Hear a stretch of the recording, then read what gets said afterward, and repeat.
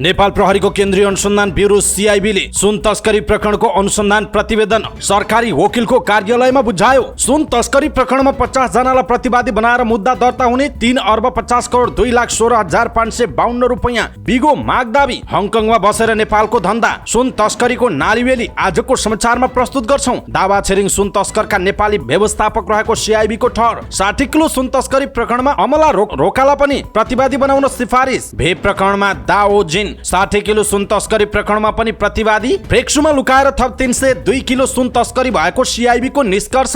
सुन तस्करीका लागि खोलिएका थिए 7 कम्पनी। सीआईबीले पूरक अनुसन्धान गर्ने। मन्त्री बन्नका लागि राष्ट्रिय स्वतन्त्र पार्टीका तत्कालीन सांसद ढाका कुमार श्रेष्ठसँग 2 करोड माग्ने रासोपाका कोर टिमको ढाका कुमार श्रेष्ठले गरे खुलासा। ढाका कुमारले नाम लिएका मोहनजङमाथि राष्ट्रिय स्वतन्त्र पार्टीले थाल्यो अनुसन्धान। ढाका कुमारलाई राष्ट्रिय स्वतन्त्र पार्टीको चुनौती। पैसा मागेको प्रमाण लिएर आए 72 घण्टाभित्र कारबाही गर्ने। गौ हत्याको विरोधमा काठमाडौँमा राष्ट्रिय प्रजातन्त्र पार्टीको विरोध प्रदर्शन। हिन्दू राष्ट्र र राज संस्था पुनर्स्थापनाको माग। संघीयताको प्रयोग सफल हुन नसके खारेज हुन सक्ने पूर्व प्रधानमन्त्री झलनाथ खनालको दावी। पूर्व सभामुख सुभाष चन्द्र नेमवाङको पार्थिव शरीर पार्टी कार्यालयबाट बालवाटार स्थित निवास लगियो। नेमवाङका दुवै छोरा विदेशबाट आइपुगे। पशुपति आर्यघाटमा बिहिबार दाह संस्कार गरिने। विष्णु पौडेलको सम्झनामा सुभाष नेमवाङ उहाँको अभाव पूरा गर्न धेरै मेहनत र कोष तयार गर्नुपर्छ। नेपाली कांग्रेसको केन्द्रीय कार्य समितिको बैठक सर्यो। अब असोजको 4 गते बस्ने। पार्टी सभापति र महामन्त्री 2 ध्रुवमा बाँडिएर पार्टी नचल्ने नेपाली कांग्रेसका नेता शेखर कोइरालाको टिप्पणी। मन्दिरको अगाडि चर्च बनाइदिने। गोरु काटेर खाएको फेसबुकमा हाल्दिनाले जातीय लडाईँमा फस्दै गरेको शेखर कोइरालाको भनाई। दंगा फैलाउनेलाई गोली हान्ने मध्य प्रदेशका मुख्यमन्त्री सरोज कुमार यादवको चेतावनी। पाठेघरको मुखको क्यान्सर विरुद्धको एचपीभी खोप लगाउन सुरु। राहत शिक्षकले अब परीक्षा दिन पाउने। फेल भए आर्थिक सुविधा पाउने। दशैंका लागि खसी र च्याङ्रा किन्न 8 करोड 33 लाख बजेट। सहुलियत पसल पनि खुल्ने। रातभर तनावग्रस्त बनेको वीरगञ्जको अवस्था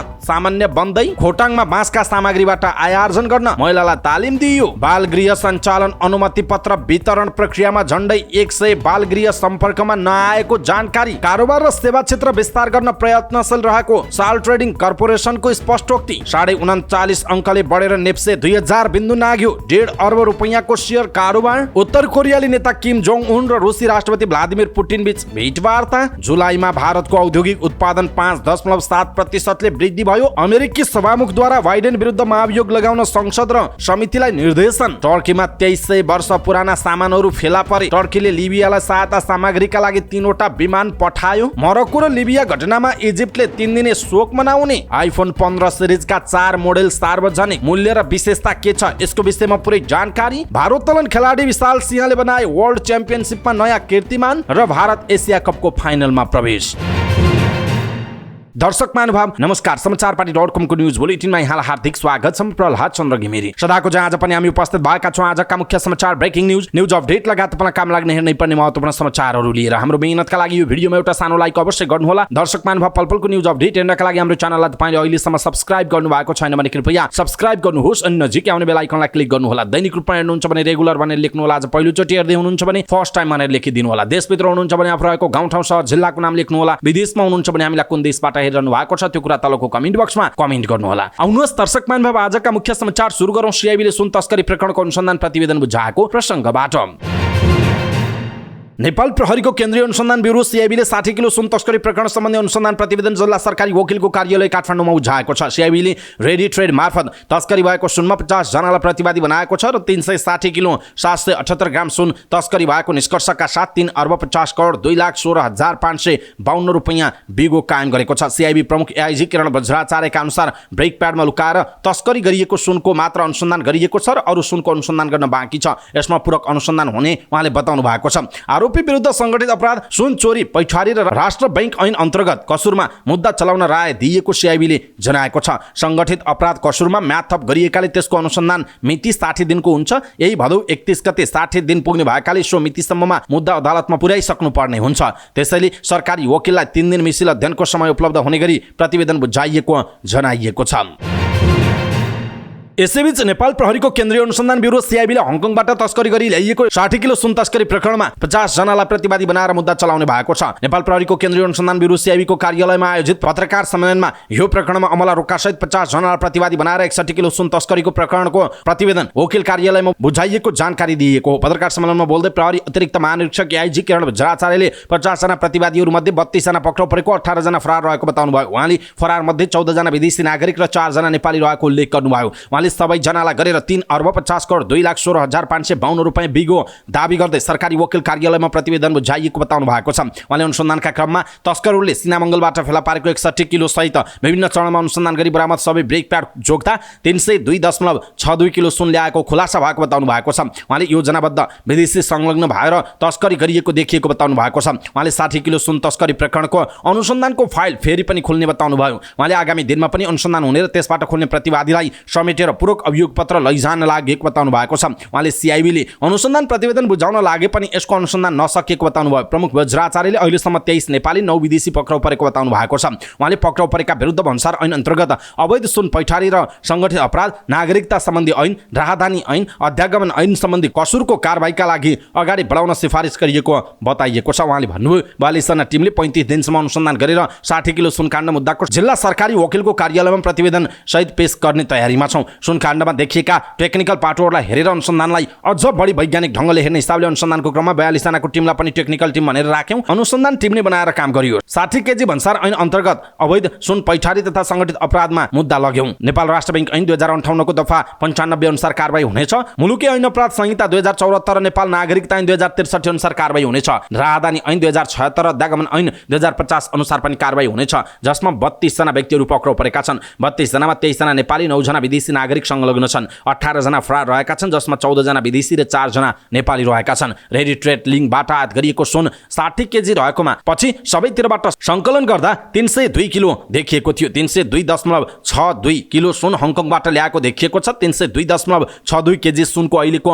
मूल्यमा मूल्याङ्कन गर्दा 3 अर्ब 50 करोड 2,16,552 रुपैयाँको बिगो कायम गरेर मुद्दा दर्ता गराउँदैछौँ उहाँको भनाइ छ। पक्राउ परेको चाइनिज समूहले 5 वटा कम्पनीहरू खडा गरेर अन्य सुनहरू ल्याएको पनि देखिएको बताइएको छ। अहिले रेडी ट्रेड लिङ्कबाट ल्याएको सुनलाई मात्र अनुसन्धानमा राखेका छौँ। अन्य सुनको अनुसन्धान गर्न बाँकी छ। नेपाली नागरिकता बनाउने विदेशी नागरिकहरूको विषयमा थप अनुसन्धान हुनेछ। सुनको रकम भुक्तानी डिजिटल रूपमा गरेको देखिएको बताइएको छ। सिआइबीले पक्राउ परेका चाइनिज समूहले 5 वटा कम्पनी खडा गरेर अन्य सुनहरू ल्याएको देखिएको जनाएको छ। नेपाली नागरिकता बनाउने विदेशी नागरिकहरूको विषयमा थप अनुसन्धान गरिने प्रमुख वज्राचार्यले बताउनुभयो। उहाँले सुनको रकम भुक्तानी डिजिटल रूपमा हुने गरेको देखिएको बताउनुभयो। सिआइबीले सुन तस्करी प्रकरणमा फरार 18 जनालाई खोज्नका लागि सबै विधिहरू अवलम्बन गरिएको बताउनुभयो। फरारहरूलाई पक्राउ गर्नका लागि पर्पल नोटिस जारी गरिसकेको सिआइबीले बताएको छ। सुन तस्करीमा चिनिया नागरिकहरूको ठूलो नेक्सस संलग्न रहेको जानकारी दिएको छ। चिनिया नागरिकले तस्करी गरेर काठमाडौँमा सुन भित्र्याउन र त्यसको व्यवस्थापन गर्ने नेपाली नागरिकको नाममा 7 वटा कम्पनी खोलेको अनुसन्धानका क्रममा खुलेको सिआइबीले बताएको छ। अनुसन्धानका क्रममा 6 वटा कम्पनी मार्फत सुन ल्याएको देखिएको छ। हङकङबाट आएको सुन लाजिमपाट र टोखामा गाल्ने गरेको पनि सिआइबीले जनाएको छ। सुन ल्याउनेदेखि व्यवस्थापन गर्नका लागि तस्करहरूले 2 वटा समूह बनाएको देखिएको छ। हर्कराज राईले भन्सारमा आएको सामान गोदाममा पुर्याउने गरेको अनुसन्धानका क्रममा खुलेको युप्टिङ छिरिङले कम्पनी खोल्ने र हर्कराजले कम्पनी खोल्न गरिब नेपाली खोजेर दर्ता गर्ने गरेको देखिएको जनाइएको छ। दर्शक महानुभाव, सिआइबीले सुन तस्करी प्रकरणको अनुसन्धान प्रतिवेदन जिल्ला सरकारी वकिलको कार्यालयमा बुझाएको छ। सँगसँगै 50 जना प्रतिवादी बनाएर मुद्दा दर्ता हुने भएको छ। 3 अर्ब 50 करोड 2,16,552 रुपैयाँ बिगो माग दाबी गरिएको छ। दावा छिरिङ सुन तस्करीका नेपालीका मुख्य व्यवस्थापक रहेको पनि बताइएको छ। अमला रोक्का सहित 50 जना प्रतिवादी बनाइएको छ। यसप्रति तपाईँ के भन्नुहुन्छ? कृपया आफ्नो कुरा तलको कमेन्ट बक्समा कमेन्ट गर्नुहोला।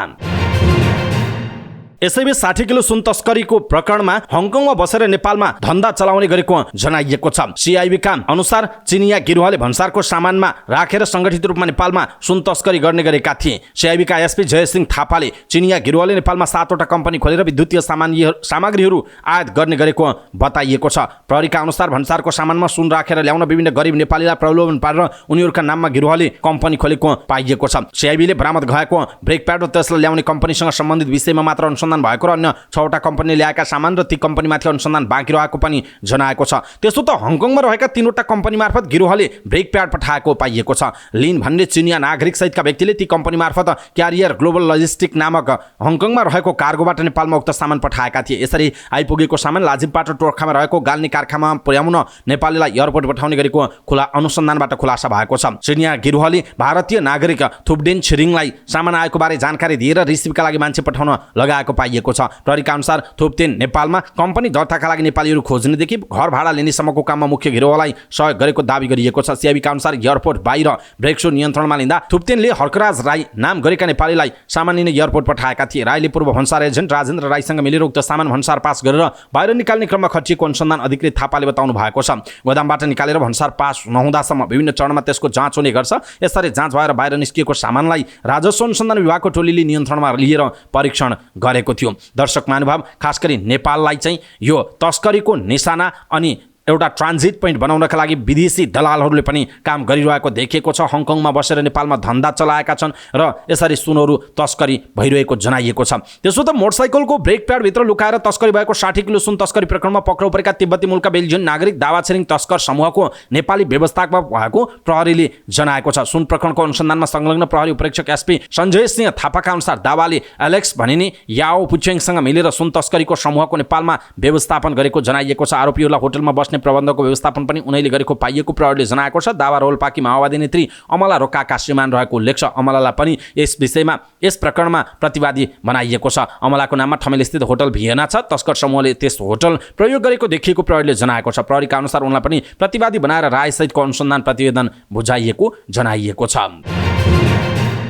यसैबीच नेपाल प्रहरीको केन्द्रीय अनुसन्धान ब्युरो सिआइबीले विद्युतीय सिगरेट भेपमा लुकाएर ल्याएको सुन तस्करी गरेका चिनिया नागरिक दाओजिङ वाङलाई पनि 60 किलो सुन तस्करी प्रकरणमा पनि प्रतिवादी बनाइएको छ। सिआइबीले 60 किलो सुन तस्करी प्रकरणको अनुसन्धान प्रतिवेदन जिल्ला सरकारी वकिलको कार्यालयमा बुझाएको छ। प्रतिवेदन बुझाउनु अघि आयोजित पत्रकार सम्मेलनमा दाओजिङलाई 60 किलो सुन तस्करी प्रकरणमा पनि प्रतिवादी बनाइएको जानकारी दिनुभएको छ। उनी हाल फरार रहेको जनाइएको छ। सिआइबीले 60 किलो सुन तस्करी प्रकरणमा 50 जनालाई प्रतिवादी बनाएको छ। त्रिभुवन अन्तर्राष्ट्रिय विमानस्थल भन्सार कार्यालयमा नियमित जाँचका क्रममा 2079 माघ 29 मा 2वटा सुटकेस भित्र 73 बट्टामा रहेको 730 थान ई सिगरेट भेप बरामद भएको थियो। जाँच गर्दा त्यसमा सुन भएको थाहा पाएपछि भन्सारका नायब सुब्बाको मिलेमतोमा गोदाममा भएको भेप 60 फिट गरेर 9 किलो सुन बिक्री गरेको खुलासा भएको थियो। सिआइबीको अनुसन्धानमा भेपमा लुकाएर सुन ल्याउने समूहका चिनिया नागरिक लुई र दाओजिङ वाङको कृष्णबहादुर महराका छोरा राहुलसँग पनि सम्पर्क देखिएको थियो। भन्सारबाट भेप छुटाउने प्रयास गरेका राहुललाई प्रहरीले पक्राउ गरेको छ।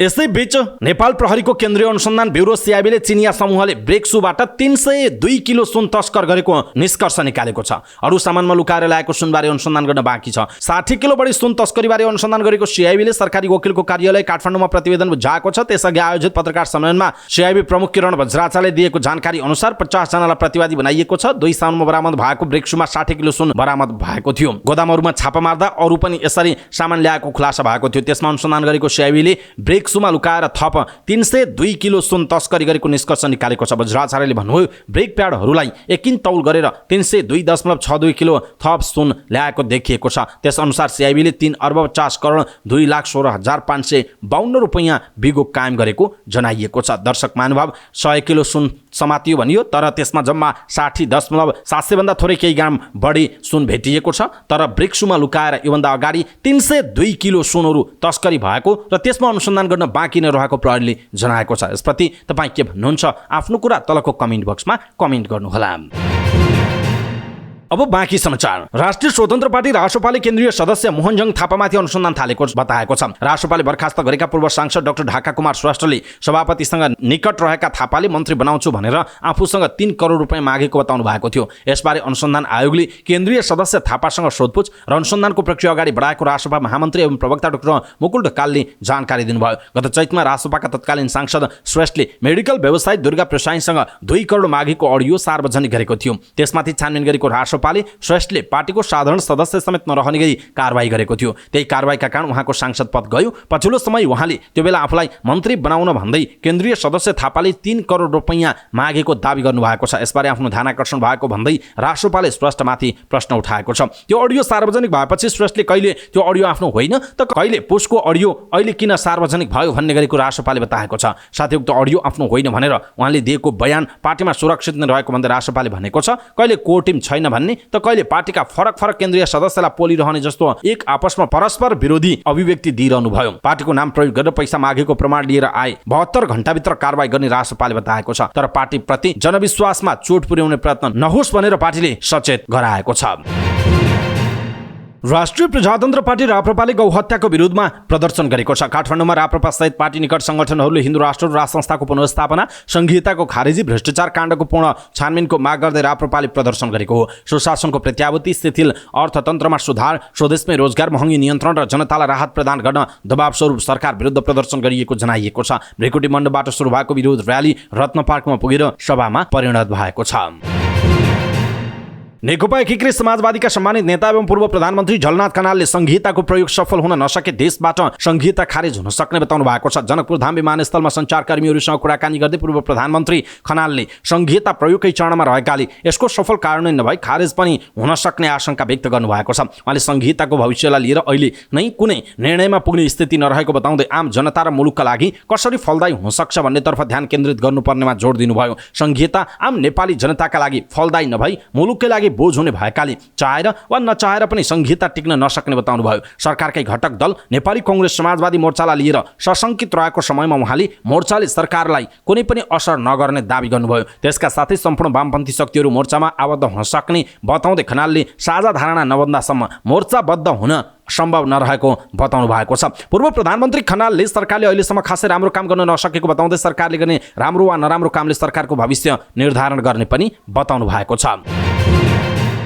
नेकपा एमालेका उपाध्यक्ष एवं संविधान सभाका अध्यक्ष सुभाष चन्द्र नेमुवाङको पार्थिव शरीरलाई घर लगिएको छ। ललितपुरको चासलमा रहेको एमाले पार्टी कार्यालयमा राखिएको उहाँको पार्थिव शरीरलाई बालुवाटारमा रहेको निवासमा लगिएको एमाले प्रचार विभागका सचिव गगन विष्टले जानकारी दिनुभयो। निवासमा पारिवारिक तथा धार्मिक संस्कार अनुसार उहाँका आफन्तजन, इष्टमित्र र परिवारजनका सदस्यबाट अन्तिम श्रद्धाञ्जली अर्पण गर्ने कार्यक्रम छ। मंगलबार दिउँसोदेखि बुधबार दिउँसो 1 बजेसम्म एमाले पार्टी कार्यालयमा राखिएको थियो। पार्टी कार्यालयमा श्रद्धाञ्जली अर्पण गर्न प्रधानमन्त्री पुष्पकमल दाहाल प्रचण्ड, पूर्व राष्ट्रपति विद्यादेवी भण्डारी, नेपाली कांग्रेसका सभापति शेरबहादुर देउबा, नेकपा एकीकृत समाजवादीका अध्यक्ष माधव कुमार नेपाल, नेता झलनाथ खनाल, डाक्टर बाबुराम भट्टराई, मन्त्री परिषदका अध्यक्ष खिलराज रेग्मी लगायत नेता तथा कार्यकर्ता एवं सर्वसाधारण पुगेका थिए। नेमुवाङको अन्त्येष्टि बिहीबार 11 बजे राजकीय सम्मानका साथ पशुपति आर्यघाटमा गरिने जनाइएको छ। यसैबीच दिवंगत नेकपा एमालेका नेता सुभाष चन्द्र नेमुवाङका दुवै छोरा बुबाको अन्तिम संस्कारका लागि विदेशबाट फर्किएका छन्। कान्छा छोरा अस्ट्रेलियाबाट र जेठा छोरा बेलायतबाट आइपुगेको जनाइएको छ। स्वर्गीय नेमुवाङका 2 छोरा र 2 छोरी रहनु भएको छ। जेठा छोरा मिङसो नेमुवाङ विवाहित हुनुहुन्छ भने अरूको विवाह भएको छैन। मिङसो परिवारसहित युकेमा बसोबास गर्दै आउनु भएको छ। कान्छा छोरा सुहाङ र छोरीहरू भने नेपालमै बस्छन्। उनी केही दिन अघि घुमघामका लागि अस्ट्रेलिया पुग्नु भएको थियो। बुबाको निधनको खबर पाएपछि उहाँ भ्रमण रद्द गरेर तत्काल फर्किनु भएको हो। दुवै छोराले एमाले पार्टी कार्यालय चासलमा पुगेर बुबालाई अन्तिम श्रद्धाञ्जली अर्पण गरे। नेमुवाङले हृदयघात हुँदा घरमा श्रीमती र छोरीहरू थिए। छोरीहरूले उहाँलाई अस्पताल पुर्याएका हुन्। नेमुवाङको दाह संस्कार बिहीबार हुने भएको छ। हिन्दू र लिम्बू परम्परा अनुसार पशुपति आर्यघाटमा बिहीबार 11 बजे दाह संस्कार हुने पारिवारिक स्रोतले जानकारी दिएको छ। सरकारले नेमुवाङको राजकीय सम्मानका साथ अन्त्येष्टि गर्ने निर्णय गरेको छ। बिहीबार उहाँको निधनको शोकमा सार्वजनिक बिदा पनि दिइएको छ। संविधान सभा अध्यक्ष पूर्व सभामुख नेकपा एमालेका उपाध्यक्ष एवं प्रतिनिधि सभा सदस्य सुभाष चन्द्र नेमुवाङको भदौ 26 गते निधन भयो। बालुवाटार स्थित निजी निवासमा ज्वरो आएपछि आराम गरिरहनु भएको उहाँको निधनलाई बिहानसम्म कतिपयले विश्वास नै गरेनन्। तर छर्लङ्ग उज्यालो भएपछि वास्तविकतालाई स्वीकार्नुको विकल्प रहेन। इलाम 2बाट निर्वाचित प्रतिनिधि सभा सदस्य नेमुवाङको हृदयघातका कारण निधन भएको हो। घरमै शौचालयमा बेहोस अवस्थामा परिवारका सदस्यले फेला पारे लगत्तै उहाँलाई अस्पताल पुर्याइए पनि त्यो बेलासम्म धेरै ढिला भइसकेको थियो। अस्पतालमा चेक जाँच गर्दा नेमुवाङले मृत्युवरण गरिसक्नु भएको थियो। सामान्य ज्वरो आएर घरमै आराम गरिरहनु भएका उहाँको मृत्युको खबर पत्याउन कठिन नै थियो। त्यस्तै अविश्वास नेकपा एमालेका उपाध्यक्ष विष्णु पौडेललाई पनि भयो। उहाँले पनि विश्वास गर्नु भएन। न्युज एजेन्सी नेपालसँगको कुराकानीमा उहाँले नेमुवाङको निधनलाई लिएर दुःख व्यक्त गर्नुभयो। सोमबार दिउँसो आफू संसदीय दलको कार्यालयमा जाँदा उपनेता नदेखेपछि फोन सम्पर्क गरेर उपाध्यक्ष पौडेलले बुझ्नुभयो। फोनमा स्वर कमजोर सुनेपछि स्वास्थ्य अवस्थाबारे बुझ्दा आफू अस्वस्थ भएको जवाब स्वर्गीय नेमुवाङले दिनुभएको पौडेलले सम्झिनुभयो। फोनमा अस्वस्थ भनिसकेपछि आफूले आराम गर्न र औषधि सेवन गर्न आग्रह गर्दै अर्को दिन भेट्ने बाचासहित फोन राखेको उहाँको भनाइ छ। तर अस्वस्थ भनिसकेपछि उहाँलाई घरमै गएर आफूले भेट्नु पर्नेमा भेट गर्न नपाएको प्रति उहाँलाई पश्चाताप पनि रहेको छ। सुभाष नेमुवाङलाई सम्झँदै उहाँले उहाँको अभाव पूरा गर्न आफूले धेरै मेहनत र धेरै कोर्स गर्नुपर्ने उहाँको भनाइ रहेको छ। समाजका सबै राजनैतिक दल र सबै आस्थाका नागरिकको विश्वास स्वर्गीय नेमुवाङले जितेको उपाध्यक्ष पौडेलले बताउनु भएको छ। सबैको मनमा घर बनाउन सक्ने असाधारण खुबी उहाँसँग रहेको पौडेलको भनाइ छ। आगो रूपी मनलाई पगाल्न सक्ने शालीनता पनि नेमुवाङसँग रहेको विष्णु पौडेलले सम्झिनुहुन्छ। सुभाष नेमुवाङमा शालीनता एउटा ठुलो शक्ति थियो, सामर्थ्य थियो। कुनै आगोले पगाल्न नसक्ने मनलाई उहाँको शालीनताले पगालिदिन्थ्यो। कस्तो अभ्यासले पनि पग्लिन नसक्ने मनहरू उहाँको शालीनतापूर्ण व्यवहार र प्रस्तुतिबाट, उहाँका तर्कपूर्ण प्रस्तुतिबाट पग्लन्थे। त्यो उहाँको विशेषता हो उहाँले भन्नुभयो। निजी निवासमा गएर स्वास्थ्य लाभको कामना गर्न नसक्दा आफूलाई पश्चाताप रहेको उहाँले भन्नुभएको छ। मलाई पश्चाताप छ कि म दलको कार्यालयबाट उहाँको निवासमा गएर उहाँको स्वास्थ्य लाभको कामना गर्नु पर्दथ्यो। डाक्टरसँग भएको कन्सल्टेसनबाट जानकारी लिनु पर्दथ्यो, त्यो पनि गर्न सकिन, चुकेँ भनेर पश्चाताप महसुस भएको छ उहाँले भन्नुभएको छ। आफ्ना समस्या आफै समाधान गर्ने व्यक्ति उहाँ रहेको विष्णु पौडेलले सम्झिनु भएको छ। सँगसँगै राष्ट्रिय राजनीति र संसदीय राजनीतिमा उहाँको लामो समयसम्म अभाव खडिरहने उपाध्यक्ष पौडेलले बताउनु भएको छ। साथै उहाँले यो प्रकृतिको नियति हो कि जीवनसँग मृत्यु पनि लिएर आएका हुन्छौँ, धेरै असल र सुयोग्य सन्तानले पनि मृत्युवरण गर्नुपर्छ भन्नुभयो। उहाँले भन्नुभयो, हामीले अनपेक्षित र नचिताएको र नसोचिएको समयमा सुभाष चन्द्र नेमुवाङलाई गुमाउन पुग्यौँ। उहाँले जे भूमिका निभाउनु भएको छ त्यसलाई निर्वाह गर्ने सन्दर्भमा हामी कहाँ एउटा ग्याप जरुर रहनेछ। उहाँले जुन भूमिका ग्याप निर्वाह गर्नुभयो, हामी उहाँको अभावलाई, उहाँका आदर्शलाई अनुसरण गरी अगाडि बढ्नेछौँ भनेर भन्नुभएको छ। दर्शक महानुभाव, विष्णु पौडेलले सुभाष चन्द्र नेमुवाङको सम्झनामा जुन कुराहरू भन्नुभयो, तपाईँलाई कस्तो लाग्छ? कि साँच्चै विष्णु पौडेलले भनेकै जस्तो हुनुहुन्थ्यो सुभाष चन्द्र नेमुवाङ? तपाईँहरूले कस्तो खालको अनुभव गर्नुभएको छ त्यो कुरा तलको कमेन्ट बक्समा कमेन्ट गर्नुहोला। नेपाली कांग्रेस केन्द्रीय कार्य समितिको बैठक असोजको 4 गते दिउँसो 1 बजेका लागि सरेको छ। यसअघि बैठक असोजको 2 गतेका लागि तय भएको थियो। नेपाली कांग्रेस पार्टी कार्यालयका मुख्य सचिव कृष्ण प्रसाद पौडेलले विज्ञप्ति निकालेर बैठक सरेको जानकारी दिनुभयो। 2080 असोज 2 गते पार्टीको केन्द्रीय कार्यालय बीपी स्मृति भवन बीपी नगर ललितपुरमा बस्ने भनिएकोमा उक्त बैठक 2080 असोज 4 गते दिउँसो 1 बजे बस्ने भएको छ। पौडेलले विज्ञप्तिमा लेख्नु भएको छ, उक्त बैठकमा केन्द्रीय कार्य समितिका पदाधिकारी एवं सदस्यहरूको उपस्थितिका लागि निर्देशानुसार अनुरोध गरिन्छ भनिएको छ। नेपाली कांग्रेसका नेता डाक्टर शेखर कोइरालाले पार्टी सभापति र 2 महामन्त्री 2 ध्रुवमा बाँडिएर पार्टी नचल्ने बताउनुभयो। बीपी जयन्तीका अवसरमा आयोजित युवाहरूको विशेष विचार सम्मेलनलाई सम्बोधन गर्दै पार्टी सभापतीय प्रणाली हो भन्न आग्रह गर्नुभएको छ। उहाँले भन्नुभयो, अहिले कांग्रेसका सभापति र 2 जना महामन्त्री 2 ध्रुवमा बाँडिनु भएको छ। उहाँहरू नै 2 ध्रुवमा बाँडिएपछि पार्टी कसरी चल्छ? हामीले यो सोचेका छौँ, कहिले सभापतीय प्रणाली हो भने हामी त्यही हिसाबले हिँड्नु पर्यो, होइन भने अरू कुनै उपाय सोच्नुपर्छ। पार्टी सञ्चालन गर्न त्यो जरुरी छ। बीपीका पालामा प्रेसिडेन्सियल सिस्टम थियो, चलिराखेकै थियो। अहिले बहुपदीय छ, म बहुपदीयलाई खराब भन्दैन, तर यसले पनि हामीलाई बिगारिराखेको छ उहाँको भनाइ छ। उहाँले कांग्रेस र सरकारको कुरालाई पारदर्शी बनाएर अगाडि बढ्नुपर्ने बताउनु भयो। त्यस्तै उहाँले अहिले जातीय लडाईँमा फस्दै गइरहेको टिप्पणी गर्नुभयो। उहाँले भन्नुभयो, यहाँ अहिले धर्मको नाममा विवाद चलिरहेको छ। मन्दिरको अगाडि चर्च बनाइदिने, गोरु काटेर खाए त ठिकै छ, खान्छन्, तर त्यो फेसबुकमा हालेर जथाभावी, त्यसले धार्मिक युद्ध जस्तो देखिन्छ। तर हामी जातीय लडाईँमा फस्दै गइरहेका छौँ उहाँको भनाइरहेको छ। दर्शक महानुभाव, शेखर कोइरालाको भनाइ तपाईँलाई कस्तो लाग्यो? आफ्नो कुरा तलको कमेन्ट बक्समा कमेन्ट गर्नुहोला। मध्य प्रदेशका मुख्यमन्त्री सरोज कुमार यादवले हिन्दू र मुस्लिम बीच दंगा फैलाउनेलाई गोली हान्ने चेतावनी दिनुभएको छ। मुख्यमन्त्री यादवले बाराको बारागढी गाउँपालिका 1 स्थित नुरी जामा मस्जिदको उद्घाटन गर्दै यस्तो अभिव्यक्ति दिनुभएको हो। मुख्यमन्त्री बनेको 1 महिनापछि केही हिन्दूवादीहरू भेट्न आएको र उनीहरू हिन्दूवादी अत्याचार हुने गरेको गुनासो गरेको प्रसङ्ग केलाउँदै मुख्यमन्त्री यादवले भन्नुभयो, गलत गर्नेतर्फ लगिए लाठीले मात्र होइन, गोलीले ठोक्न सुरु भइहाल्छ। यो प्रदेशमा कुनै किसिमको दंगा हुनु हुँदैन उहाँको भनाइ छ। उहाँले बिहारमा जस्तै मधेसमा उर्दू पढाइ हुने सरकारी विद्यालय स्थापना गर्ने घोष गर्नुभयो। बिहारमा उर्दू विद्यालय हेरेको छु, नेपालमा छैन, तर मधेसबाट सुरुवात गर्छौं उहाँको भनाइरहेको छ। मन्दिर मस्जिद सहितका कामका लागि यस वर्ष 10 करोड बजेट छुट्याएको पनि मुख्यमन्त्री यादवले बताउनु भएको छ। उहाँले यो धर्मनिरपेक्ष देश भएकाले आफू सद्भाव कायम राखेर काम गर्न चाहेको बताउनु भयो। हिन्दू मुस्लिमलाई लडाएर संहिता खारेज गर्ने षड्यन्त्र भइरहेको भन्दै उहाँले सचेत हुन आग्रह समेत गर्नुभएको छ। पाठीगढको मुखको क्यान्सर विरुद्धको एचपीभी खोप लगाउन सुरु गरिएको छ। स्वास्थ्य तथा जनसङ्ख्या मन्त्री मोहन बहादुर बस्नेतले काठमाडौँको थापाथली स्थित परोपकार प्रसुति तथा स्त्री रोग अस्पतालमा एक कार्यक्रमका बीच सो खोप लगाउने कार्यको शुभारम्भ गर्नुभएको हो। यो सँगै यो खोप सेवा सबै प्रदेशका संघीय अस्पतालहरूबाट पनि सुरु भएको छ। मन्त्री बस्नेतले ऐतिहासिकता र योगदानलाई ख्याल गरेर परोपकार प्रसुति तथा स्त्री रोग अस्पतालबाटै सो खोपको सुरुवात गर्ने निर्णय लिएको बताउनुभयो। उहाँले तत्कालका लागि सीमित स्रोत र साधन भए पनि छिट्टै सो खोप सबै किशोरीहरूले पाउने गरी सरकारले आवश्यक व्यवस्था मिलाउने प्रतिबद्धता समेत व्यक्त गर्नुभयो। मन्त्री बस्नेतले यो खोप सबै जिल्लामा पुग्नुपर्ने उल्लेख गर्दै त्यसका लागि आफूले पहल गरिरहेको पनि बताउनु भएको छ। मन्त्री बस्नेतले सो खोप सबै जिल्लामा उपलब्ध गराउन आफूले सम्बन्धित निकायसँग कुरा गरिरहेको पनि बताउनुभयो। सो अस्पतालका अनुसार यो खोप 14 वर्ष उमेर पूरा भएका र 15 वर्ष ननागेका किशोरीहरूलाई लगाउन लागि सरकारले सोही उमेर समूहका किशोरीहरूलाई लक्षित गरेर हाल 20,000 फाइल खोप आयात गरेको छ। यो खोप 6 महिनाको अन्तरालमा 2 मात्रा लगाउनु पर्ने जनाइएको छ।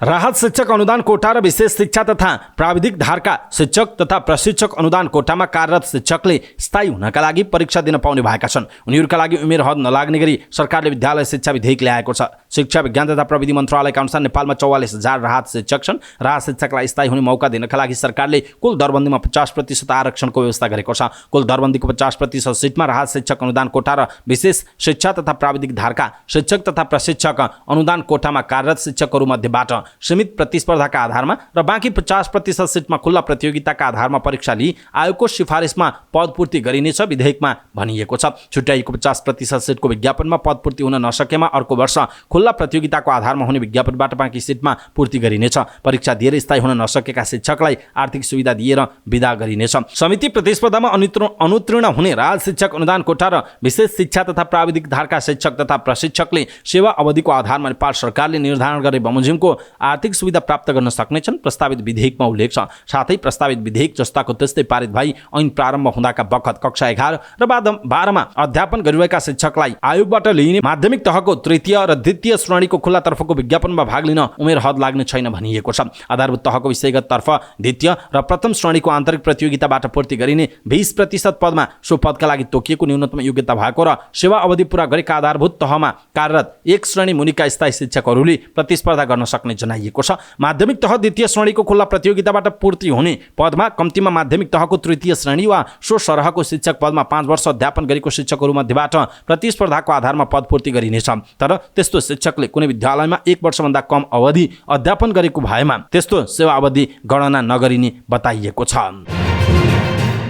सरकारले यस वर्ष पनि मुख्य चाडपर्वलाई लक्षित गरेर सहुलियतपूर्ण बजार सञ्चालन गर्ने भएको छ। दशैं, तिहार र छठ जस्ता ठूला पर्वलाई लक्षित गरेर सहुलियत पसल सञ्चालन गर्ने र दशैंका लागि सहुलियतमा खसी, बोका र च्याङ्रा बिक्री गर्ने गरी बजेटको तयारी सकिएको खाद्य व्यवस्था तथा व्यापार कम्पनीले जनाएको छ। कम्पनीका सूचना अधिकारी शर्मिला नेउपानेका अनुसार यस वर्ष दशैंको मासु बजारमा हस्तक्षेप गर्न 3000 खसी, बोका र च्याङ्रा खरिद गरिनेछ। 2000 गोटा खसी र बोका, 1000 च्याङ्रा खरिदका लागि कम्पनीले 8 करोड 33 लाख रुपैयाँ बजेट छुट्याएको उहाँले बताउनुभयो। कम्पनीले प्रस्ताव गरेको बजेट केही दिनमा मन्त्रालयमा पेश हुने र यसबारे निर्णय हुनेछ।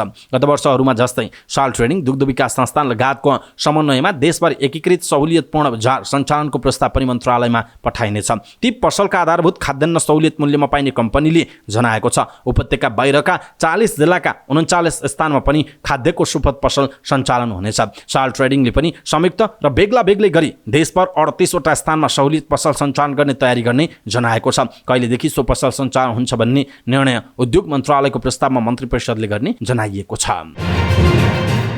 बाल सुधार गृहमा रहेका बन्दीहरू बीचको विवादले रातभर तनावग्रस्त बनेको वीरगञ्जको बिस्तारै अवस्था सामान्य बन्द गएको छ। वीरगञ्जमा सुरक्षा व्यवस्था कडा बनाइएको छ, तर हिजोको जस्तो तनाव नरहेको जिल्ला प्रशासन कार्यालय पर्साका सहायक प्रमुख जिल्ला अधिकारी शिवप्रसाद लम्सालले जानकारी दिनुभएको छ। मंगलबार बाल सुधार गृहमा रहेका बन्दीहरू बीच विवाद बढेपछि झडप भएको थियो। झडपमा परि 11 जना कैदीबन्दी र 10 जना प्रहरी घाइते भएका थिए। घाइते भएका प्रहरीहरू सामान्य उपचारपछि घर फर्किएका छन्। त्यस्तै घाइते भएका 11 मध्ये 10 जना कैदीबन्दीको नारायणी अस्पतालमा उपचार भइरहेको छ। 1 जना भने डिस्चार्ज भएका छन्। मंगलबार झडप नियन्त्रण गर्न प्रहरी परिचालन गरिएपछि बन्दीहरूले सुधार गृहमा तोडफोड गर्नुका साथै प्रहरीमाथि ढुङ्गामुढा गरेका थिए। बाल सुधार गृहभित्र के कारणले विवाद उत्पन्न भएको हो भन्ने खुलिसकेको छैन। भक्तपुरको बाल सुधार गृहबाट वीरगञ्ज सारिएका बन्दीहरूको समूह र पहिलेदेखि त्यहाँ रहेका बन्दीहरूको समूहबीच विवाद भएको पर्साका सहायक प्रमुख जिल्ला अधिकारी शिवप्रसाद लम्सालले जानकारी दिनुभयो। घटनाको अनुसन्धान भइरहेको छ। गएको 4 गते भक्तपुरको सानो ठिमीमा रहेको बाल सुधार गृहमा तोडफोड भएपछि त्यहाँ रहेका 18 जना कैदीबन्दीलाई वीरगञ्ज लगिएको थियो। खोटाङको दिगतेल रूपाकोटमा जुवागढी नगरपालिका 3 बामराङमा दैनिक 30 महिला भेला हुन्छन्। बिहान 10 बजे भेला हुने महिला दिउँसोको समयमा कसैले बाँसका चोया खिपिरहेका हुन्छन्, कोही विभिन्न सामग्री बुनिरहेका हुन्छन्। बामराङ स्थित वडा कार्यालयमा भेला हुने महिलाहरूले छोटो समयमै बाँसका चोयाबाट घरायसी काममा प्रयोग हुने रहर लाग्दा विभिन्न सामग्री बनाइरहेका छन्। गाउँमा बेरोजगार रहेका महिलालाई आफ्नै ठाउँमा स्वरोजगार बनाउन अन्तर्राष्ट्रिय श्रम संगठनको आर्थिक सहयोगमा महिला उद्यमी संघले बाँसका सामग्री निर्माण सम्बन्धी 1 महिने तालिमको आयोजना गरेको हो। यही भदौ 10 गतेदेखि सुरु भएको बाँसका सामग्री निर्माण सम्बन्धी तालिममा सहभागी महिलाहरूलाई बाँसका चोयाबाट पेन केस, र्याक, फुलदानी, ढुङ्गा बास्केट र डस्टबिन बुन्ने सिप सिकाउने गरिएको छ। तालिममा सहभागी महिला आफै बाँस ढाल्छन् र सोही बाँस फुटाएर आफै चोया काट्ने गर्छन्। बाँसका चोयाबाट बन्ने घरायसी सामग्री निर्माण गर्न 15 दिन सिक्नु भएकी स्थानीय प्रेमिला राई अहिले आफै सह प्रशिक्षक बन्नु भएको छ। केन्द्रबाट आउनुभएकी शर्मिला लामाले 15 दिन प्रशिक्षण दिएर जानु भएपछि अहिले प्रेलिनाले सिकाउँदै हुनुहुन्छ। तालिममा सहभागी मध्ये उत्कृष्ट बनेर सामग्री बुन्दै अरूलाई पनि सिकाउँदै आफू पनि सिक्दै आउनु भएकी प्रेलिना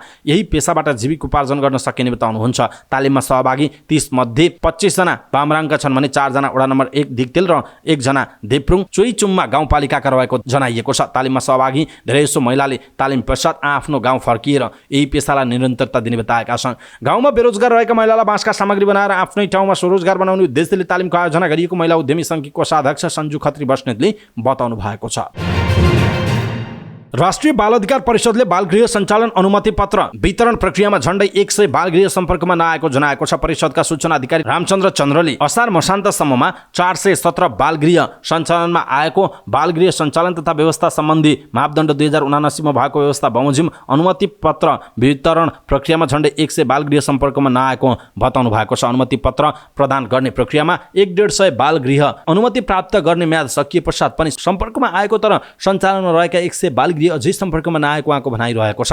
परिषदले बालगृह सञ्चालन तथा व्यवस्थापन सम्बन्धी मापदण्ड 2079 मा भएको व्यवस्था बमोजिम सञ्चालनमा रहेका बालगृहलाई अनुमति पत्र प्राप्त गर्न योग्य संस्थालाई निवेदन दिन राजपत्रमा सूचना प्रकाशन गरेको थियो। विभिन्न गैर सरकारी संस्थाले सञ्चालनमा ल्याएका बालगृह पहिला अनुमति बिना चलाउँदै आए पनि अब कानुनी व्यवस्था अनुसार अनुमति पत्र लिएर मात्र सञ्चालन गर्न सकिने परिषदका सूचना अधिकारी चन्द्रले बताउनु भएको छ। अनुमति पत्र वितरण प्रक्रियामा परिषदले मापदण्ड नपुगेका 39 वटा बालगृहलाई अनुमति प्राप्त गर्न अयोग्य ठहर्याएको छ। सल ट्रेडिङ कर्पोरेसन लिमिटेडले कारोबार र सेवा क्षेत्र विस्तार गर्न प्रयत्नशील रहेको जनाएको छ। कर्पोरेसनले काठमाडौँमा स्थापनाको 61औं वार्षिकोत्सव मनाउँदै आएको छ। कर्पोरेसनले जनतालाई दैनिक उपभोग्य वस्तुहरू उपलब्ध गराउने लक्ष्य लिएर स्थापना भएको 60 वर्ष पूरा भएको छ। कर्पोरेसनको उद्देश्य अनुसार जनतालाई सुपथ र सहज रूपमा गुणस्तरीय उपभोग्य वस्तुहरू उपलब्धतालाई निरन्तरता दिइरहेको कर्पोरेसनकी प्रमुख कार्यकारी अधिकृत उर्मिला श्रेष्ठले बताउनुभयो। उहाँले कर्पोरेसन अप्ठ्यारो परिस्थितिमा पनि आम उपभोक्ताहरूलाई सहज रूपमा व्यापार विविधीकरण सहित सक्रिय बनाउने प्रतिबद्धता व्यक्त गर्नुभयो। उहाँले कर्पोरेसनले कृषि क्षेत्रको विकासमा समेत योगदान पुर्याउने उद्देश्यले अनुदानित मलमा मात्रै सीमित नभई गैर अनुदानित मल पनि आयात गरी बिक्री वितरण गरिरहेको बताउनुभयो। उहाँले उपभोक्ताहरूलाई गुणस्तरीय तेल उपलब्ध गराउन हेटौँडाको नेपाल वनस्पति घिउ उद्योगबाट तोरीको तेल उत्पादन प्रारम्भ गरी उपभोक्ता समक्ष पुर्याइरहेको बताउनुभयो। उहाँले कर्पोरेसन अब कारोबार र सेवा विस्तार गर्नमा प्रयत्नशील रहेको बताउनु भएको छ। कार्यक्रममा बोल्दै उद्योग वाणिज्य तथा आपूर्ति मन्त्री रमेश रिजालले सल ट्रेडिङ कर्पोरेसनले उपभोग्य वस्तु मात्रै नभएर कृषि क्षेत्रमा पनि प्रत्यक्ष योगदान गर्न आवश्यक रहेको बताउनुभयो। उहाँले सरकारको आवश्यकता अनुसार निर्देशन पालना गरी उपभोग्य वस्तुहरूको उपलब्धतामा देखाएको सक्रियता सकारात्मक रहेको उल्लेख गर्नुभयो। उहाँले नुन जस्तो अत्यावश्यक दैनिक उपभोग्य वस्तुलाई सुपथ मूल्यमा सर्वसाधारणमा सहज रूपमा पुर्याउनु प्रशंसा योग्य काम भइरहेको बताउनुभयो। उहाँले कृत्रिम मूल्य वृद्धि नियन्त्रणमा सकारात्मक भूमिका कर्पोरेसनले खेलेको भन्दै जनतालाई सुपथ मूल्यमा गुणस्तरीय उपभोग्य वस्तु उपलब्ध गराउने काम गरेको बताउनु भएको छ। शेयर बजार परिसूचक नेप्से बुधबार उच्च अङ्कले बढेर हरियाली भएको छ। मंगलबार 19.5 अङ्कले घटेको शेयर बजार परिसूचक नेप्से बुधबार 39.48 अङ्कले बढेर 2007.06 बिन्दुमा पुगेको छ। सबै समूहको शेयर बढेकोमा विकास बैंक, होटल, जलविद्युत, बीमा र व्यापार समूहको शेयर उच्च अङ्कले घटेको छ। बुधबार सबैभन्दा धेरै Shubham power company, Varun hydro power company र समता घरेलु लघुवित्तको शेयर 10% बढेको छ। समग्रमा बजार हरियाली भएको दिन सबैभन्दा धेरै 3 स्टार हाइड्रो पावरको शेयर 8% घटेको छ। बुधबार 51,44,000 किता शेयर 1,49,55,00,000 रुपैयाँमा कारोबार भएको छ। सबैभन्दा धेरै एनआइसी एसिया बैंकको 7,93,00,000 रुपैयाँको शेयर खरिद बिक्री भएको जनाइएको छ। उत्तर कोरियाली नेता किम जोङ उन र रुसी राष्ट्रपति भ्लादिमिर पुटिन बीच साइबेरियाको अमुर क्षेत्रको रुसी अन्तरिक्ष केन्द्रमा भेट भएको छ। यो केन्द्र भ्लादिभोस्तकबाट करिब 1000 किलोमिटर टाढा छ। नेता किम कालो लिमोजिनमा कस्मोड्रोमको रकेट प्रक्षेपण गर्ने भवनमा पुग्दा राष्ट्रपति पुटिनले स्वागत गरेका थिए। दुवै नेताले मुस्कुराउँदा हात मिलाएर केही शब्दहरू आदान प्रदान गरे। क्रेमलिनको आधिकारिक टेलिग्राम च्यानलमा पोस्ट गरिएको भिडियोमा दुई नेताले हात मिलाउँदै गरेको देखिन्छ। नेता किमले राष्ट्रपति पुटिनलाई उनको व्यस्त कार्यतालिकाका बावजुद पनि भ्रमणका निम्ति निमन्त्रणा गरेकोमा धन्यवाद व्यक्त गरे। यसबाट उत्तर कोरिया र रुस बीचको रणनीतिक सम्बन्ध र दुवै देशका समान प्राथमिकता प्रतिबिम्बित भएको उनले उल्लेख गरेका छन्। यसअघि रुसी राष्ट्रपति पुटिन र उत्तर कोरियाका सर्वोच्च नेता किम बीच सन् 2019 मा भेटवार्ता भएको थियो। बुधबारको द्विपक्षीय वार्तामा हतियार र सैन्य प्रविधि सम्झौता हुने अपेक्षा गरिएको छ। अन्तर्राष्ट्रिय जगतले नै एक्लै आएका नेता द्वयले हतियार सम्झौता गर्न सक्ने प्रबल सम्भावना रहेको सुरक्षा विश्लेषकहरूले बताएका छन्। उनीहरूका अनुसार आफ्नो अवैध रेल चढेर रुस भ्रमणमा पुगेका नेता किमले उत्तर कोरियाका वरिष्ठ सैनिक अधिकारीलाई साथमा ल्याउनुको अर्थ हतियार वार्ता हो भन्ने स्पष्ट हुने जनाइएको छ। राष्ट्रपति पुटिनले पनि हतियार लगायत सबै विषयमा छलफल हुने पत्रकारहरूलाई बताएका छन्। हतियार आपूर्ति वा सैन्य प्राविधिक सहयोगबारे छलफल हुन्छ कि भन्ने पत्रकारहरूको जिज्ञासामा उनले यस्तो जवाफ दिएका हुन्। नेता किमले उत्तर कोरियाको अन्तरिक्ष कार्यक्रम विकास गर्न चाहेको बताउँदै त्यसका निम्ति भू उपग्रह सहयोग गर्ने उल्लेख गरे। रुसी रक्षा मन्त्री सेर्गेई शोइगु गत जुलाईमा प्योङयाङको भ्रमणमा थिए। त्यसबेला र हालै द्विपक्षीय संयुक्त नौसैनिक अभ्यासको प्रस्ताव गरिएको छ। दुई नेता बीचको वार्ताका भागमा यी विषयका साथै खाद्यान्न सहायता लगायतका विषयमा छलफल हुने जनाइएको छ।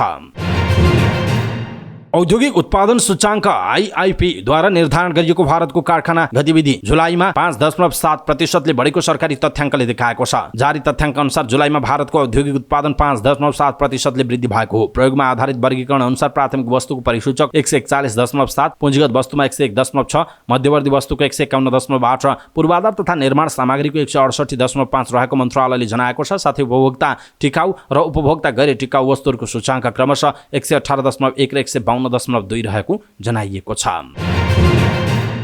अमेरिकी प्रतिनिधि सभाका सभामुख केभिन म्याकार्थीले मंगलबार राष्ट्रपति जो बाइडेनलाई भ्रष्टाचारको आरोप लगाउँदै महाभियोग लगाउन आह्वान गरेका छन्। म्याकार्थीले पत्रकार सम्मेलन गर्दै आफूले सदन र समितिलाई राष्ट्रपति बाइडेनमाथि औपचारिक महाभियोगमाथि अनुसन्धान गर्न निर्देशन दिएको बताएका हुन्। हाउस ओभरसाइट कमिटीको अनुसन्धानले बाइडेन परिवारले भ्रष्टाचार गरेको फेला पारेको बताएका छन्। रिपब्लिकनहरूले सन् 2021 मा राष्ट्रपतिको पदभार ग्रहण गर्नु अघिदेखि बाइडेनका छोरा हन्टर बाइडेनको व्यापारिक कारोबारको अनुसन्धान गरिरहेका थिए। बाइडेनले शक्तिको दुरुपयोग गरेको र भ्रष्टाचार गरेकाले सभाले थप अनुसन्धान गर्न निर्देशन दिने बताएका छन्। बाइडेन 2024 को राष्ट्रपति पदमा निर्वाचनका लागि दौडिरहेका छन्। 80 वर्षीय राष्ट्रपतिमाथि महाभियोग लगाउन सभामुखले भूमिका नखेले सभामुखबाट हटाउन पार्टीका नेताहरूले धम्की दिएका छन्। व्हाइट हाउस र डेमोक्रेटिक सांसदहरूले पनि महाभियोग राजनीतिक बदलाको रूपमा आएको बताएका छन्। उत्तर पश्चिम टर्कीमा पुरातात्विक सम्पदा उत्खननका क्रममा 2300 वर्ष पुराना सामग्री फेला परेका छन्। अध्ययनका क्रममा 25 जनाको टिमले हालै उत्खनन गर्दा 2300 वर्ष पुराना कलाकृति फेला परेको बताइएको छ। 2300 वर्ष पहिलाका जीवनलाई चित्रित गर्ने त्यो बेला प्रयोग हुने भाँडाकुँडा, धार्मिक कार्यमा प्रयोग हुने अन्य सामग्री र ससाना मूर्ति फेला परेको बताइएको छ। क्यानाक्कली प्रान्तको एसोस गाउँमा रहेको पुरानो झरना संरचनाको किनारमा रहेको एक स्थानमा उत्खनन गरिएको अनुसन्धान टोलीका प्राज्ञिक तथा प्रमुख नुरेटिन अर्सलानले बताएका छन्। टर्कीले लिबियाको पूर्वी भागमा आँधीका कारण आएको बाढीपछि राहत सामग्री सहितको मानवीय उद्धार टोली सहितका 3वटा विमान पठाएको छ। टर्कीले 3वटा विमान लिबिया पठाएको। टर्कीको रक्षा मन्त्रालयले मित्रवत सम्बन्धका लागि उद्धार टोली र सहायता सामग्री आवश्यक आपूर्ति जारी राख्ने बताएको छ। टर्कीका राष्ट्रपति रेसेप तय्यिप एर्दोगानले पनि आवश्यक सहायता गर्ने प्रतिबद्धता जनाएका छन्। लिबियाको पूर्वी भागमा आइतबार आएको भीषण बाढीका कारण लिबियाको डेर्ना शहरमा कुल 3060 जनाको ज्यान गएको छ भने 5200 जना बेपत्ता छन्। लिबियामा आइतबार नै मध्य सागरी आँधीका कारण बाढी आएको थियो। आँधीले देशको पूर्वाधारमा ठूलो क्षति गरेको जनाइएको छ। इजिप्टले मोरक्को र लिबियामा प्राकृतिक प्रकोपका कारण भएको ठूलो जनधनको क्षतिप्रति 3 दिने शोकको घोषणा गरेको छ। इजिप्टका राष्ट्रपति अब्देल फताह अल सिसीले मोरक्को र लिबियामा भएको घटनाप्रति 3 दिने शोक मनाउने बताएका छन्। सिसीले मोरक्कोमा भूकम्प र लिबियामा आएको आँधीबाट प्रभावितहरूप्रति समवेदना प्रकट गर्दै मृतकप्रति श्रद्धाञ्जली अर्पण गरे। उनले सशस्त्र सेनालाई दुवै देशमा मानवीय सहायता पठाउन निर्देशन दिएको जनाइएको छ। एप्पलले आफ्नो बहुप्रतीक्षित आइफोन 15 सिरिजका 4 आइफोन सार्वजनिक गरेको छ। क्यालिफोर्निया स्थित मुख्यालयमा आयोजित कार्यक्रममा एप्पलले आइफोन 15 को आधारभूत मोडेलसँगै आइफोन 15 प्लस, आइफोन 15 प्रो र आइफोन 15 प्रो म्याक्स लन्च गरेको हो। नयाँ आइफोनमा डिजाइन तथा फिचर्समा निकै केन्द्रित भएको एप्पलले दुवै फोनमा टाइटेनियम बडी तथा बेजलको आकार घटाएको छ भने क्यामेराको गुणस्तरलाई निकै उत्कृष्ट बनाएको दाबी गरेको छ। यसपटक एप्पलले आइफोनमा गरेको सबैभन्दा ठूलो परिवर्तन भनेको USB टाइप सी पोर्ट राख्नु नै हो। एप्पलले पहिलोपटक आफ्नो आइफोनमा टाइप सी पोर्ट राखेको छ। यो सँगै अब प्रयोगकर्ताले एन्ड्रोइड फोनको चार्जर केबलबाट पनि आइफोन चार्ज गर्न सक्ने बताइएको छ। आइफोन 15 प्रो मोडेलमा एक्सन बटनको प्रयोग गरिएको छ जसले प्रयोगकर्तालाई विभिन्न काममा सरलीकरण गर्नेछ। यो बटनमा प्रयोगकर्ताले विभिन्न कमान्ड सेट गर्न सक्छ। सक्छन्। प्रयोगकर्ताका लागि यो निकै उपयोगी हुने विश्वास एप्पलले लिएको छ। त्यसो त आइफोन 15 प्रो सिरिजमा दुईवटा ह्यान्डसेट आएका छन्। दुवैको आकार फरक छ। आइफोन 15 प्रोमा 6.1 इन्चको डिस्प्ले रहेको छ भने आइफोन 15 प्रो म्याक्समा 6.7 इन्चको स्क्रिन रहेको छ। दुवैमा 120 हर्जको रिफ्रेश रेट रहेको छ, जुन गेमिङ तथा स्क्रोलिङका लागि निकै उपयोगी हुनेछ। त्यस्तै आइफोन 15मा 6.1 इन्चको डिस्प्ले रहेको छ भने आइफोन 15 प्लसमा 6.7 इन्चको डिस्प्ले रहेको छ। आइफोन 15 प्रो सिरिजमा ब्याक प्यानलमा ट्रिपल क्यामेरा सेटअप रहेको छ। यसमा प्राइमरी क्यामेरा लेन्स 48 मेगापिक्सलको रहेको छ। उक्त क्यामेरा सेटअपसँगै दोस्रो पुस्ताको सेन्सर शिफ्ट iOS समेत रहेको जनाइएको छ। अप्टिकल जुमसँगै फोकसका लागि लिडार स्क्यानर समेत राखिएको छ, जसले कमजोर प्रकाशमा समेत राम्रो तस्बिर खिच्नमा सहयोग गर्नेछ। अन्य दुई क्यामेरामा एउटा अल्ट्रा वाइड एङ्गल क्यामेरा र तेस्रो म्याक्रो क्यामेरा सेन्सर रहेको जनाइएको छ। आधारभूत आइफोन 15 मोडेलमा समेत 48 मेगापिक्सलको मुख्य क्यामेरा रहेको छ। आइफोन 15 को आधारभूत मोडेलमा A16 चिप रहेको छ भने अन्य मोडेलमा A17 चिप रहेको जनाइएको छ। त्यसो त आइफोन 15 प्रोको सुरुवाती मूल्य $979 तोकिएको छ। त्यस्तै आइफोन 15 प्रो म्याक्सको मूल्य $1179 तोकिएको छ। त्यस्तै आइफोन 15 को सुरुवाती मूल्य $779 रहँदा आइफोन 15 प्लसको $879 रहेको छ। आइफोन 15 विभिन्न 5वटा रङमा उपलब्ध हुनेछ। 4वटै आइफोन सेप्टेम्बर 15बाट प्री अर्डरका लागि उपलब्ध हुने र सेप्टेम्बर 22मा बजारमा पठाउने एप्पलले जनाएको छ। नेपाली भारोत्तोलन खेलाडी विशाल सिंह विष्टले साउदी अरबको रियादमा जारी IWA वर्ल्ड च्याम्पियनसिपमा नयाँ राष्ट्रिय कीर्तिमान बनाएका छन्। उनले पुरुष 96 केजी तौल समूहमा स्याच, क्लिन एन्ड जर्क र कुलमा गरी 3वटा राष्ट्रिय कीर्तिमान बनाएको नेपाल भारोत्तोलन सङ्घले जनाएको छ। विशालले आफ्नै नाममा रहेको 3वटा कीर्तिमान सुधार गरेका हुन्। विशालले स्न्याचतर्फ 126 केजी, क्लिन एन्ड जर्कमा 165 केजी र समग्रमा 291 केजी भार वहन गर्दै नयाँ कीर्तिमान बनाएका हुन्। विशालले यसअघि गत वर्ष पोखरामा भएको नवराष्ट्रिय खेलकुदमा विशाल सिंहले ब्याचमा 120 केजी, क्लिन एन्ड जर्कमा 161 र समग्रमा 181 केजीको कीर्तिमानी बनाएका थिए। यसअघि नेपालका अर्का खेलाडी विकास भट्टले पुरुष 11 केजी तौल समूहमा स्न्याच, क्लिन एन्ड जर्क र कुलमा आफ्नै नाममा रहेको कीर्तिमान सुधार गर्दै नयाँ राष्ट्रिय कीर्तिमान बनाएका थिए। 16 वर्षपछि नेपालले वर्ल्ड भारोत्तोलन च्याम्पियनसिपमा भाग लिँदा नेपालबाट 5 खेलाडी सहभागी भएका छन्। महिला खेलाडी दया टिकामाया गुरुङ र शारद चौधरीको प्रतिस्पर्धा सकिसकेको छ। महिला खेलाडीले भने राष्ट्रिय कीर्तिमान बनाउन सकेनन्। विशाल टिकामाया र शारदा चारै खेलाडीले चीनको हान्झाओमा हुने 19औं एसियन गेम्समा पनि सहभागिता जनाउनेछन्। अब वर्ल्ड च्याम्पियनसिपमा नेपालका सागर भण्डारीको प्रतिस्पर्धा बाँकी छ। उनले पुरुष 109 केजी तौल समूहमा प्रतिस्पर्धा गर्ने जनाइएको छ। भारत एसिया कप क्रिकेटको फाइनलमा प्रवेश गरेको छ। सुपर 4 अन्तर्गत कोलम्बोमा भएको खेलमा घरेलु टोली श्रीलङ्कालाई 41 रनले पराजित गर्दै भारत एक खेल अगावै फाइनल पुग्ने टोली बनेको छ। सुपर 4 मा पहिलो खेलमा पाकिस्तानलाई हराएको भारत लगातार 2 खेल जितेर 4 अङ्क शीर्ष स्थानमा छ। अब भारतले बङ्गलादेशसँग खेल्न बाँकी छ। बङ्गलादेश लगातार 2 खेल हारेर यसअघि नै फाइनल होडबाट बाहिरिसकेको छ। अब पाकिस्तान र श्रीलङ्काबीच हुने खेलबाट फाइनल पुग्ने अर्को टोलीको टुङ्गो लाग्नेछ। दुईको विजेताले फाइनलमा भारतसँग भिड पक्का गर्नेछ। अवस्था दर्शक महानुभाव समाचारपाटी.com को न्यूज बुलेटिन अहिलेका लागि यति नै। हामीले प्रस्तुत गरेका यी समाचारहरूप्रति तपाईँको धारणा के छ? आफ्नो धारणा तलको कमेन्ट बक्समा कमेन्ट गर्नुहोला। हाम्रो मेहनतका लागि यो भिडियोमा एउटा सानो लाइक अवश्य गर्नुहोला। दर्शक महानुभाव पलपलको न्यूज अपडेटका लागि हाम्रो च्यानललाई तपाईँले अहिलेसम्म सब्स्क्राइब गर्नुभएको छैन भने कृपया सब्स्क्राइब गर्नुहोस् अनि नजिकै आउने बेल आइकनलाई क्लिक गर्नुहोला। दैनिक रूपमा हेर्नुहुन्छ भने रेगुलर भनेर लेख्नुहोला। आज पहिलोचोटि हेर्दै हुनुहुन्छ भने फर्स्ट टाइम भनेर लेखिदिनुहोला। समाचारपाटी.com को न्यूज बुलेटिन नेपाली समय अनुसार भोलि बिहान 5 बजे लिएर फेरि हामी उपस्थित हुनेछौँ। पलपलको न्यूज अपडेटका लागि समाचारपाटी.com हेर्दै गर्नुहोस्। नमस्कार।